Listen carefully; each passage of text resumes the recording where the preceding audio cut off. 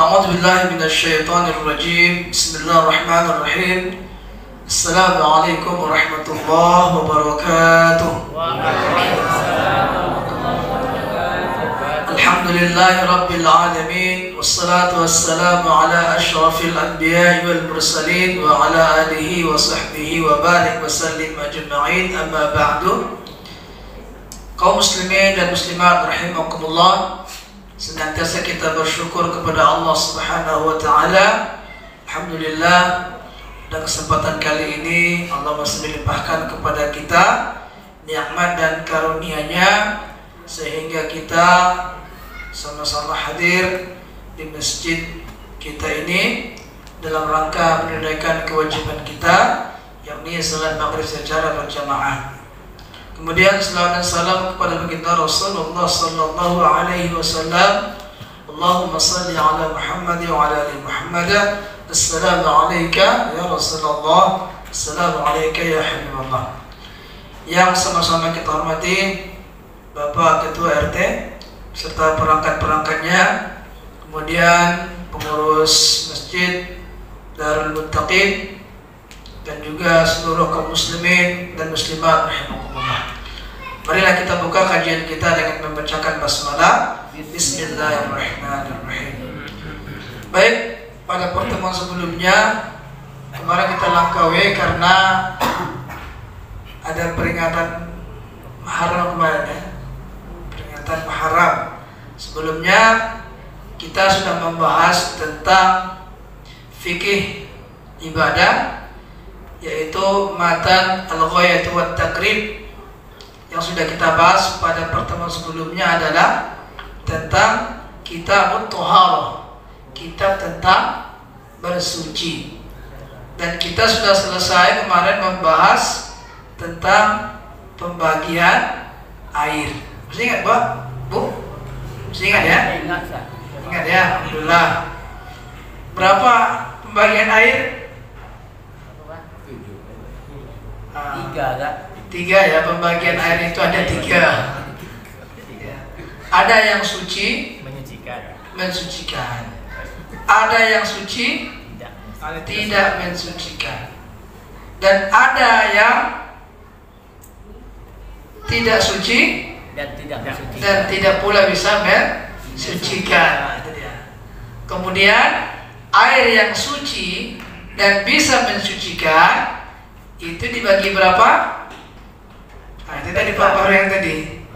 Sab'umiyah, 7 air.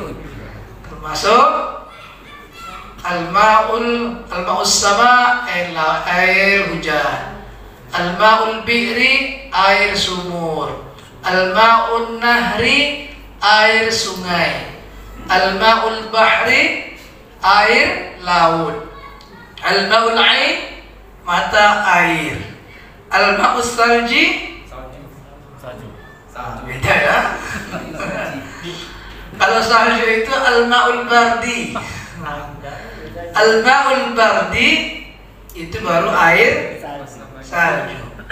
Sedangkan air salju itu, sedangkan al-ma'us salji air embun. Nah, air embun ya. Air embun. Nah, baik. Sekarang kita lanjutkan. Yang pembahasan berikutnya adalah tentang bagaimana pasal yang kedua ini, wa juludul maitatu tatahhiru bid-dibagh illa jildal kalbi wal khinzir. Dan adapun bangkai ya, al-maitatu ya. Dan adapun kulit bangkai, juludu itu artinya kulit. Al-maitatu bangkai. Dan adapun kulit bangkai, tatahhiru bid-dibagh, itu bisa menjadi suci dengan cara disamak. Ya. Ad-dibagh itu artinya disamak. Jadi adapun kulit bangkai apapun dia, itu kulit itu bisa menjadi suci dengan disamak. Mau bangkai musang, mau bangkai harimau, mau bangkai kambing, mau bangkai buaya, mau bangkai apa lagi? Biawak. Semua kulit bangkai itu bisa menjadi suci bidibab dengan disamak. Illa, kecuali ada dua yang tidak bisa suci. Apa itu? Jildul kalbi wal khinzir, yaitu kulit anjing dan babi. Ini disamak bagaimanapun dia tidak akan bisa menjadi suci, ya, tidak bisa menjadi suci. Makanya kalau ada yang memakai ikat pinggang dari kulit babi, segera dibuang, tak boleh, haram, itu najis.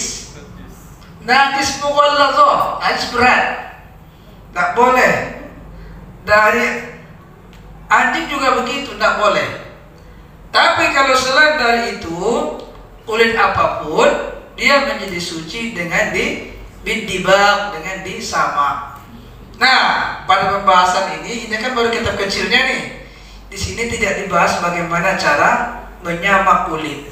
Tapi nanti kalau di kitab selanjutnya itu dibahas bahwa cara menyamak itu salah satunya dengan menggunakan kotoran merpati. Jadi kotoran merpati itu diambil, lalu dikasih air, lalu kulit itu direndam di kotoran merpati itu, maka nanti daging-daging yang lengket di kulit itu akan terkelupas, sehingga tinggallah kulitnya lagi. Itu cara konvensional. Artinya itu cara yang lama yang disebutkan dalam kitab. Kalau sekarang entahlah ya. Kalau sekarang kan dari modern, sudah banyak cara gitu ya. Cuma itu caranya dulu seperti itu. Jadi para ulama itu sampai di sini dibahas. Kenapa? Karena dulu kulit-kulit binatang itu seperti kulit unta misalnya, kulit kuda misalnya, segala macamnya itu bisa difungsikan sebagai bahan pakaian. Apakah mungkin untuk baju, atau mungkin untuk celana, atau mungkin untuk sepatu, ikat pinggang, segala macamnya. Maka supaya kulit itu menjadi bersih, memang harus disamak. Nah, kalau sekarang tidak tahu entah seperti apa pula sekarang ini kan. Kalau sekarang kan partainya partai besar gitu ya, buat kulit buaya, buat ikat pinggang dari kulit buaya, mahal harganya tuh. Dan dari kulit biawak gitu ya. Dan itu bersih, suci, ya.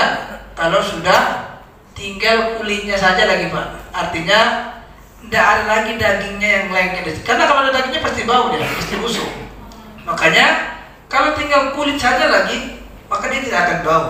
Berarti kulit ular boleh juga saya? Boleh, apapun, kecuali al-kalbi wal khinzir, anjing dan babi itu nggak boleh. Asal harimau Pak, boleh, boleh Pak. Tapi masalahnya Pak, baru kita buat nanti nggak di sini, kita lagi tidur. Ada juga orang pakai tas. Iya, langsung ditangkap karena itu dilindungi kan. Ustaz, bagaimana kira-kira saat kita bikin kopiah tapi rekuri ular Ustaz? Bagaimana kira-kira kisahnya itu Ustaz? Tidak masalah, dia bersih, kan sudah bersih. Sesuatu yang bersih itu boleh dibawa kemanapun, tidak ada masalah. Karena dia sudah menjadi bersih. Kenapa? Sudah disamak.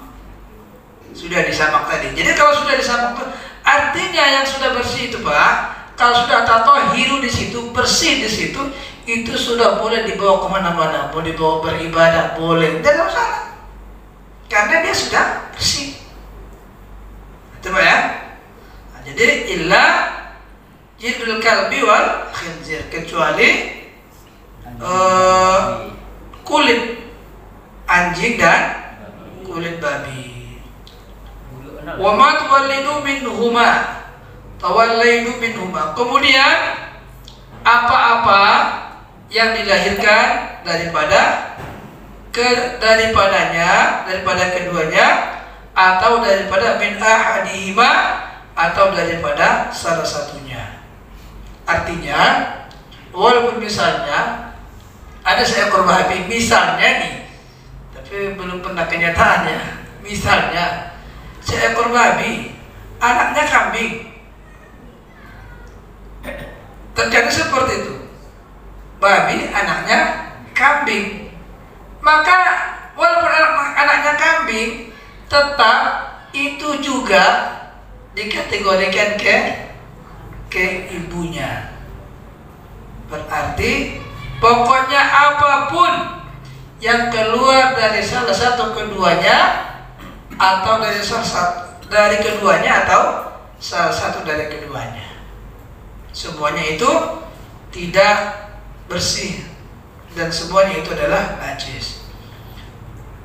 Kemudian ya, yang berikutnya, dan ada pun tulang, bangkai, wasyarruha najasun, tulang dan bangkai itu, dan juga rambutnya, gitu ya, itu adalah najis. Jadi kalau tulang bangkai itu najis, sedangkan kulitnya tidak najis. Tulangnya najis, tapi bangkai Pak ya, bangkai itu maksudnya kalau dia hewan yang halal yang mati dalam kondisi tidak disembelih, itu bangkai. Tapi kalau dia disembelih, itu bukan bangkai, itu bukan najis. Misalnya kemarin Bapak banyak dapat tulang sapi kan, itu bukan najis. Kalau najis tulangnya nggak boleh kita buat sup. Iya kan? Gimana pula kita mau buat sup Pak kalau tulangnya najis? Sementara daging-dagingnya itu menempel di tulangnya. Jadi kalau dia yang halal seperti itu, berarti dia bukan bangkai. Berarti tidak apa-apa, itu bukan najis. Tapi kalau dia bangkai, meskipun bangkai hewan yang halal maupun bangkai hewan yang haram, itu semuanya adalah najis. Misalnya ada bangkai harimau, tulang-tulangnya itu masuk bagian daripada najis.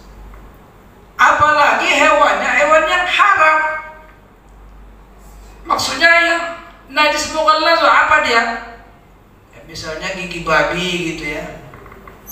Jadi kalau ada yang punya kalung pakai gigi babi, buanglah tuh.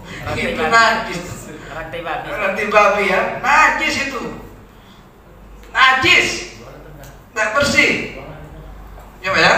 Ingat, sesuatu yang terbuat dari najis itu tidak boleh dibawa untuk beribadah. Nah, illal adami, kecuali tulang anak Adam. Kalau anak Adam ini semua, mulai dari rambut, semuanya, tulangnya, giginya, semuanya itu bukan najis. Jadi tulang anak Adam itu, manusia itu tidak menjadi najis. Jadi kalau ada tulang manusia kita ketemu, itu bukan najis. Nah, kemudian wala yajuzu isti'malu awani adh-dhahabi wal fiddah wa yajuzu isti'malu ghairihima minal awani. Dan tidak dibolehkan. Jadi selesai masalah sama. Tidak dibolehkan memakai bejana. Bejana itu boleh, kalau sekarang kan banyak nih, ember, apalagi mangkok, apalagi piring. Pokoknya yang digunakan untuk inilah peralatan untuk makan. Ya, tidak boleh, la yajuz, tidak dibolehkan makan ataupun bejana adzahab yang terbuat dari emas. Tidak boleh Bu ya. Jadi kita tidak boleh menggunakan bejana untuk makan dan minum yang terbuat dari emas. Meskipun kita orang kaya yang mampu untuk membuat gelas dari emas, tapi tidak boleh. La yajuz, tidak boleh. Kemudian wal fiddah, dan juga tidak boleh juga dari perak. Dari perak juga tidak boleh dipakai untuk tempat makanan, baik mangkok, piring, gelas, tidak boleh dari emas dan perak. Kemudian wa yajuzu isti'malu ghairihima min al-awani, dan boleh memakai bejana, boleh memakai perlengkapan makan dan minum apa saja pun kecuali dari emas dan perak tadi. Misalnya dari kayu silakan, batu silakan, dari tanah silakan, apalagi kaca silakan, plastik boleh, daun boleh.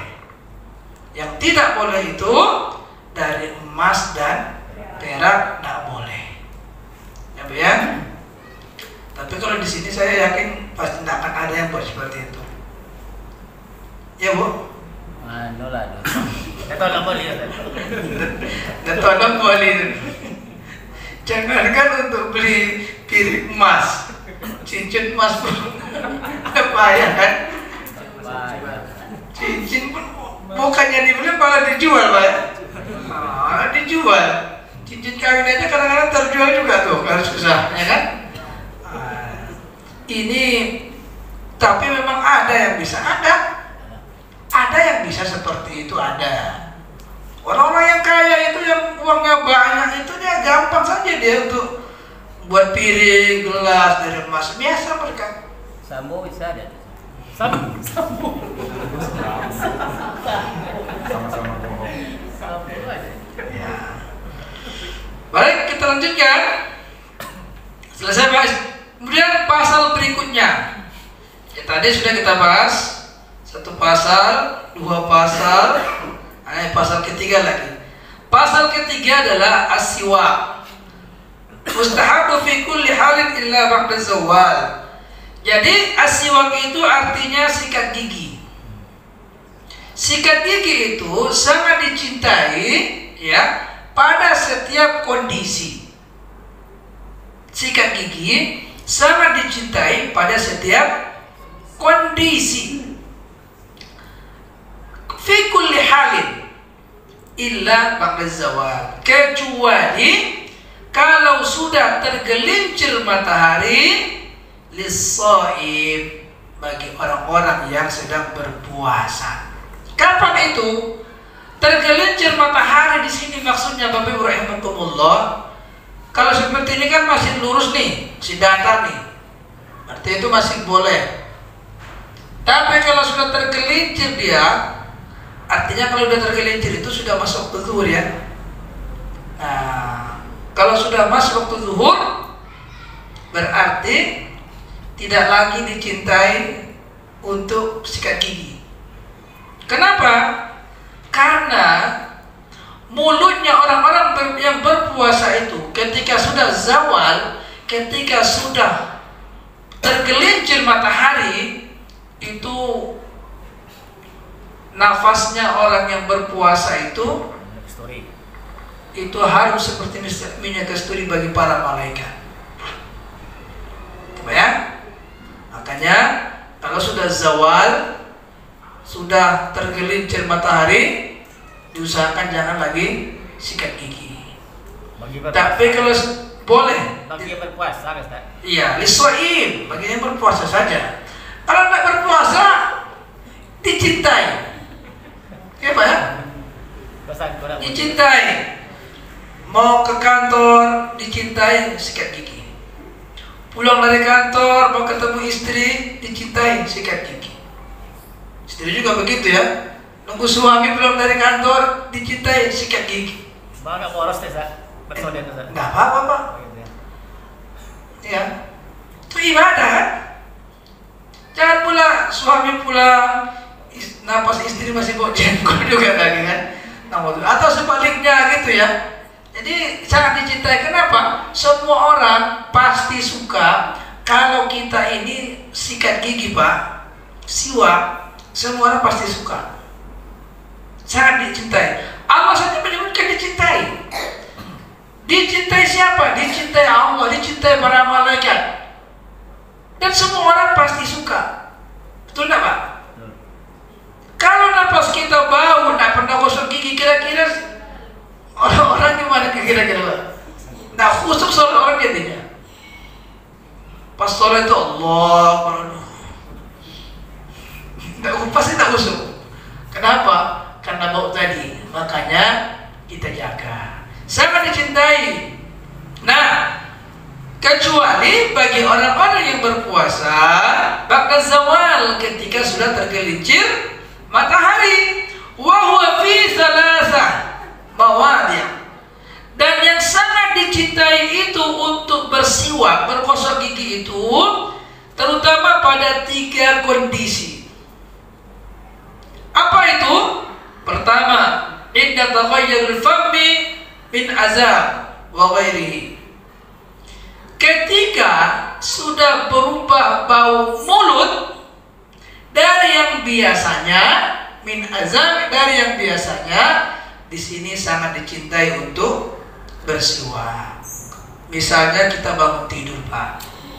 Kalau bangun tidur itu pasti berubah bau mulut, maka sangat dicintai untuk sikat gigi. Ya, Bu ya. Di bangun tidur itu gosok gigi, sangat dicintai. Ya. Kemudian kapan lagi setelah itu? Wa indal qiyami minan naum. Ya. Ketika bangun dari tidur. Yang pertama tadi inda taghayyuril fammi min azab, ketika berubah bau mulut, ini mungkin bisa dipengaruhi oleh makanan, ya. Misalnya kalau kita mungkin makan bawang atau mungkin makan petai mentah gitu ya. Kan biasa tuh. Maka dia mau makan Pak Abbas kan. Di sana ada ayam goreng, ada asam pedas bawang gitu ya. Yang mana tahu besok-besok ada yang wajah kita kan, kita sebutkan aja. Bisa di sana tuh ada ini, ada ulamnya itu ada petai gitu ya. Jengkol muda. Jengkol muda juga ada. Iya. Nah, ketika sudah berubah bau mulut kita karena memakan makanan itu, maka di situ sangat dicintai untuk bersiwak, menggosok gigi. Kemudian berikutnya wa indal qiyami minan naum, ketika bangun dari tidur itu pasti. Kalau kita tertidur, Pak, dia air aki namanya tuh. Iya, Sa. Air aki ya. Yang dari apa tuh, ah? Kalau kita tidur tuh iler namanya tuh. Iler. Ngencas lah, iler atau ngencas itu ya. Nah, itu air ngencas itu, Pak, itu sebenarnya itu najis. Kenapa dia najis? Beda ya, beda air liur dengan ngencas tuh. Iler beda. Kalau air liur itu kan di mulut, itu bukan najis. Tapi kalau air liur apa tadi? Air pasi. Iya, beda-beda namanya. Nah, kalau itu yang ngencas itu, itu datangnya dari perut. Jadi yang itu tuh ketika kita tidur, Pak, ya, ketika kita tidur dia mengalir tuh, jalan sampai ke kerongkongan kita sampai ke mulut, keluarlah dia dari sini. Maka itu sebenarnya najis. Makanya biasanya kalau kita tidur itu mulut itu menjadi bau. Ya kan, Bu? Pak? Tidak ada orang yang bangun tidur itu mulutnya harum, tidak ada. Pasti bau. Meskipun sebelum dia tidur itu mungkin makan permen relaksa gitu ya, atau apalah, gosok gigi pun kita sebelum tidur. Kalau sudah bangun tidur itu pasti bau mulut itu akan berubah dia. Nah, kemudian wa 'indal qiyam ila shalah, ketika kita berdiri untuk sholat, maka ada sebuah kayu yang dulu di zaman dulu dipakai kayu ini dan sekarang masih banyak yang memakai, yaitu namanya kayu arok. Kayu arok itu dia biasanya dipotong agak 20 cm ya, 20 cm, kemudian ujungnya itu diperhalus dan sebelum sholat itu langsung digunakan. Tapi dia sudah sholat cuci lagi Pak, jangan udah sholat dikantongin nggak dicuci lagi, jangan. Sebelum sholat kan dipakai nih, nanti siap sholat cuci lagi untuk dipakai sholat berikutnya gitu ya, namanya kayu arok. Tapi oleh para ulama kontemporer, gosok gigi itu juga sama dengan siwak ya, sudah disamakan dengan siwak. Nah, itu dia. Jadi inilah amalan yang sangat dicintai, yaitu sikat gigi. Hari ini kadang-kadang banyak orang yang mengaku sebagai muslim tapi tidak mengamalkan ini Pak. Iya kan? Kadang sampai, mohon maaf, sampai di gigi itu sudah tebal dibiarkan juga lagi. Kita sebagai seorang muslim harus saling mengingatkan, ya. Jadi seorang Islam itu bersih, ya. Innallaha yuhibbut tawwabin wa yuhibbul mutatahhirin. Sesungguhnya Allah mencintai orang-orang yang bertaubat dan orang-orang yang mensucikan dirinya. Termasuk gosok gigi itu bagian daripada mensucikan diri kita dari segala macam kotoran. Kaum muslimin dan muslimat rahimakumullah. Berikutnya kita akan memasuki pasal yang berikutnya, wa furudul wudu'a sitta asya. Adapun fardu wudu itu terdiri dari 6. Coba ya. Jadi fardu wudu itu ada berapa? 6. Ini kadang-kadang memang ini kajian lama nih, tapi kadang banyak yang lupa. Pokoknya wudu pernah, tapi rukun wudu tidak tahu berapa gitu ya. Ada berapa? Ada 6 sita asya. Pertama, an-niyah. Niat. Kapan itu niat? Inda ghusl wajah. Ketika kita sedang membasuh wajah, disitulah kita berniat. Adapun nawaitul wudu'a li raf'il hadatsil asghari fardhu lillahi ta'ala, itu lafaz niat bagi orang yang bagi orang yang memahami bahasa Arab. Kalau dia orang Arab, itulah dia niatnya, nawaitul wudu'a. Kalau orang Minang, niatnya sengaja dan wudu. Kalau orang Mandailing, sengaja awal wudu. Kalau orang Minang, sengaja dan itu niat. Dan niat itu qasdu syai' wa qatarna bi fi'li, mengqasad, menyertakan sesuatu dengan perbuatan. Kapan itu? Ketika kita hendak mencuci wajah kita, membasuh wajah kita, disitulah kita berniat. Jadi niatnya itu kapan? Ketika kita hendak mengangkat air ke wajah kita, disitulah niat kita dalam hati, sengaja aku berwudu membuang hadas kecil, fardu karena Allah Ta'ala. Di situ niat kita. Atau minimal sengaja aku berwudu karena Allah Ta'ala. Udah niat. Coba ya. Jadi niat itu ketika kita mengangkat air tadi menjelang ke wajah, disitulah niat. nawaitu itu lafaz niat. Tetapi orang-orang Arab pasti ketika sebelum berwudu itu di hatinya pasti nawaitul wudu'a. Betul Pak? Tidak mungkin di hatinya itu sengaja dan wudu. Tidak mungkin. Karena apa? Karena dia tidak ngerti bahasa Minang, tidak mengerti bahasa Batak, tidak mengerti bahasa Jawa. Maka sebenarnya niat itu sesungguhnya sesuai dengan bahasa yang dipahami oleh akal kita, yang dimengerti oleh pikiran kita. Itulah dia niat. Ya Pak ya? Nah, maka wajib bagi kita untuk berniat ketika sedang hendak berwudu. Kenapa harus berniat? Karena innamal a'malu binniyat wa innamal likulli imrin ma nawa. Setiap pekerjaan itu ada niatnya dan seseorang akan mendapatkan apa yang dia niatkan.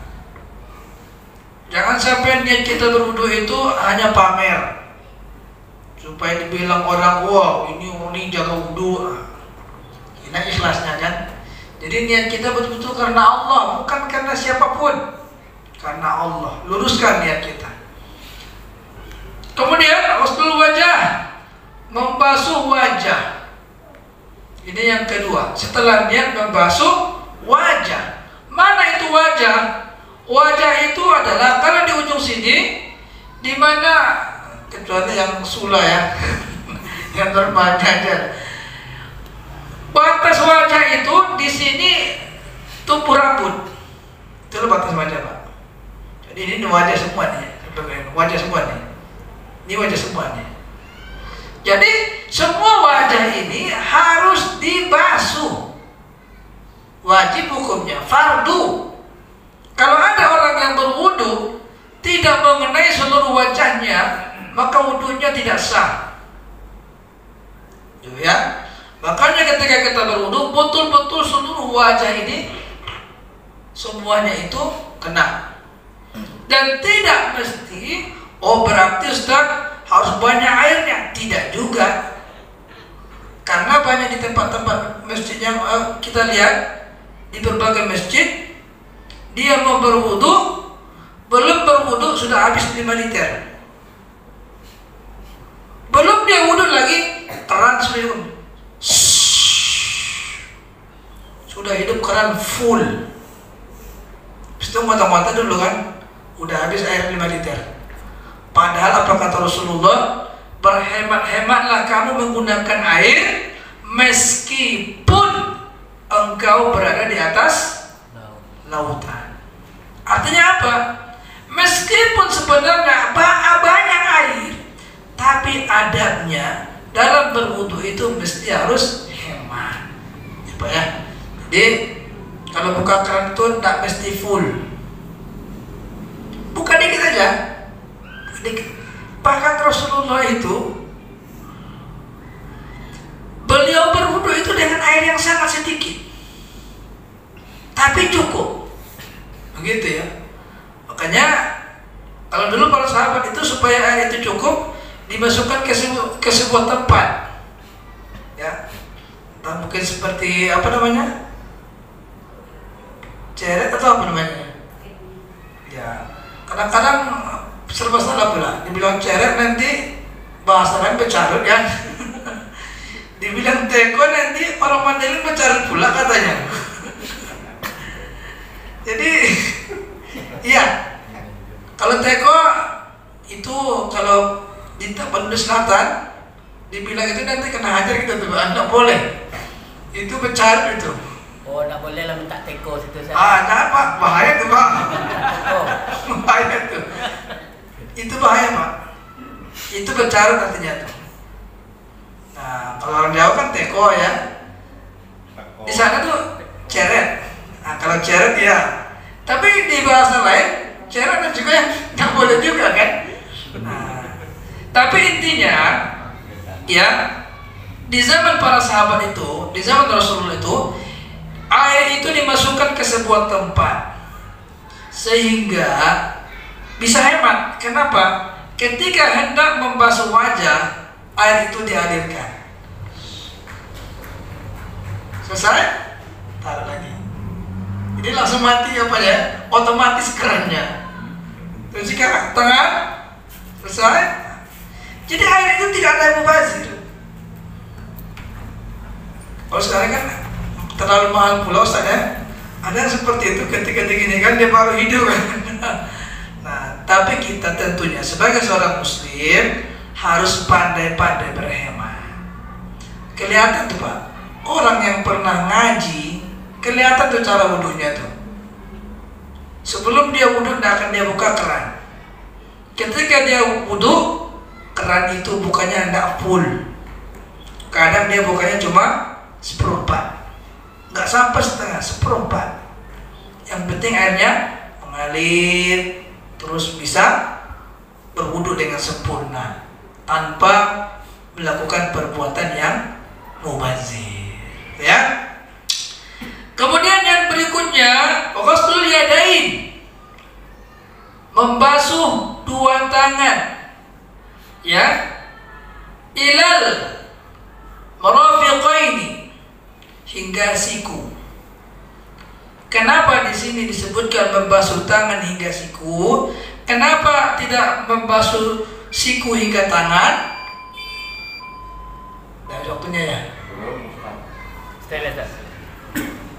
Nah, kenapa? Sebab kalau seandainya kita membasuh tangan, membasuh siku hingga tangan seperti ini, dikhawatirkan kalau nanti seandainya kukunya panjang, maka air itu akan lewat begitu saja di sini, sehingga di bawah kuku kita ini tidak kena air. Pak ya, kalau kita begini kan bisa saja lewat sini, lewat. Apalagi kuku kita panjang, lewat ya, sehingga ini tidak. Tapi kalau kita dari tangan ini hingga siku, dipastikan ini pasti kena dia, masuk air itu ke dalam. Nah, gini ya, ya kan? Masuk air itu ke dalam. Makanya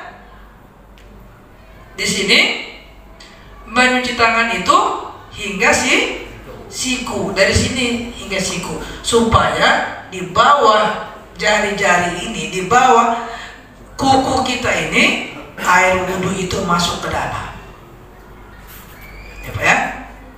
Kemudian yang berikutnya, wamashu ba'dur ra'si, menyapu sebahagian kepala. Apa beda menyapu dengan membasuh? Kalau dia membasuh mengalir, kalau dia menyapu tidak mengalir. Nah, maka menyapu sebagian kepala itu sudah mencukupi. Menyapu itu cukup diambil airnya, langsung disapu. Tidak mesti harus dialirkan. Menyapu. Ya. Kemudian, waghusl rajulaini, membasuh dua kaki, ilal ka'bain, hingga mata kaki.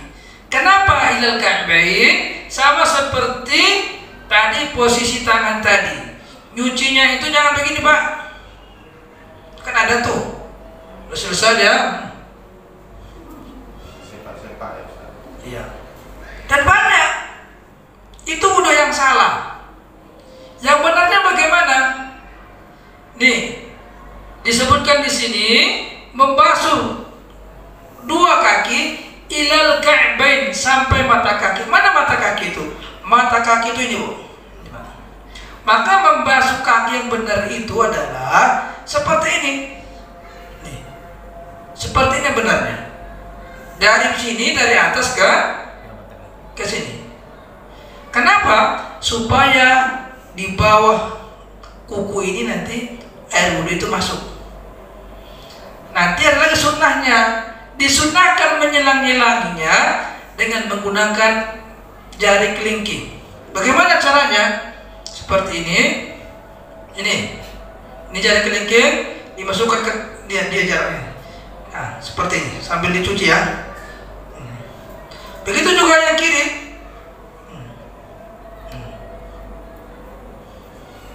Seperti itu. Kalau sekaligus Ustaz, Itu nanti sunnahnya Pak. Nanti ada sunnahnya lagi. Ini baru yang fardu. Itu yang kaki Pak ya. Dan itu yang kaki. Sabar. Ini baru yang fardu, ya. Kemudian yang terakhir yang wajibnya itu tertib. Tertib. Apa itu tertib? Mendahulukan yang terdahulu, mengakhirkan yang terakhir. Jangan balik-balik. Sudah basuh muka, baru niat. Sudah basuh mengusap kepala, baru tangan. Tidak. Ada urutannya tadi. Niat, membasuh muka, terus membasuh dua tangan hingga siku, menyapu sebagian kepala, dan membasuh dua kaki hingga mata kaki. Inilah dia yang disebut dengan tertib urutannya. Inilah dia fardu wudu. Kewajiban untuk wudu itu dia. Sedangkan sunnah-sunnahnya wa sunanuhu asyra, ada asyra asya, ada 10 macam sunnah wudu. Dan ini insyaallah akan kita bahas bulan depan. Demikian, mohon maaf. Subhanakallahumma rabbana bihamdik, asyhadu an la ilaha illa anta, astaghfiruka wa atubu ilaik. Assalamualaikum warahmatullahi wabarakatuh.